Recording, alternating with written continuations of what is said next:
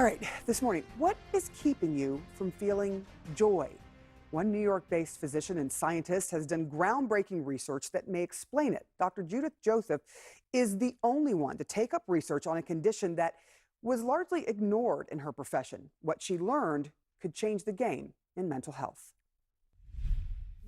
We are built with that DNA for joy. It's our birthright as human beings. Board-certified psychiatrist Dr. Judith is a joy doctor. No, really.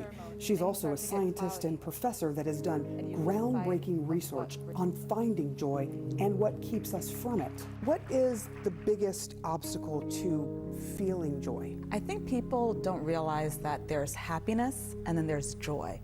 Happiness is external. It's typically dependent on something happening for you to feel that sense of happiness, right? Like a quick fix. Yes, yeah. And joy is internal. It's harnessed within. You don't have to teach a child joy. Well, some of us actually have something called alexithymia, which makes it difficult to name how we feel. Others of us, we have something called anhedonia, which is a lack of joy and pleasure and interest. People who are high functioning, they avoid dealing with their pain by busying themselves.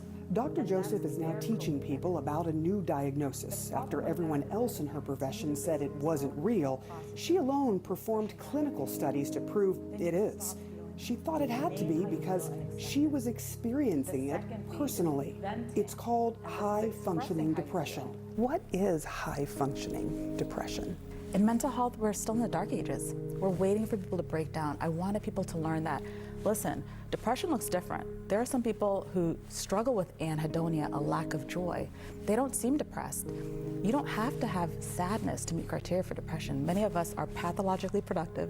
We're the rock, we show up for others, but we're struggling in silence. And I wanted people to know about this term anhedonia, that you don't have to live like this. There are better ways to live. She's now written a book about it. As I read through this book, something really stuck out to me. You said, no one gets worried when they walk in on you sending work emails in the ladies' bathroom the way they would if they caught you doing cocaine in the stall.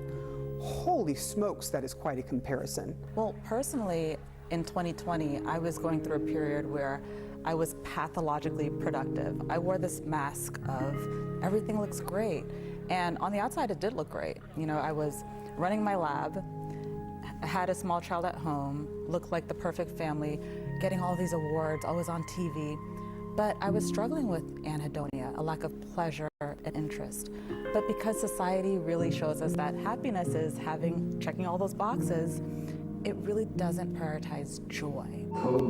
She was performing but couldn't access joy anymore. And when she began revealing her symptoms on social media posts, millions of people responded. There's a disconnect between research and the real world. People are finally realizing that a lack of joy, it may not be a crisis in terms of the medical sense, but it is an existential crisis. We are built with the DNA for joy. So if you're lacking joy, there are ways to infuse it back into your life. And guess what? Joyful people have better health, better relationships. They're more likely to be active in their communities to create positive change. So we should invest in joy.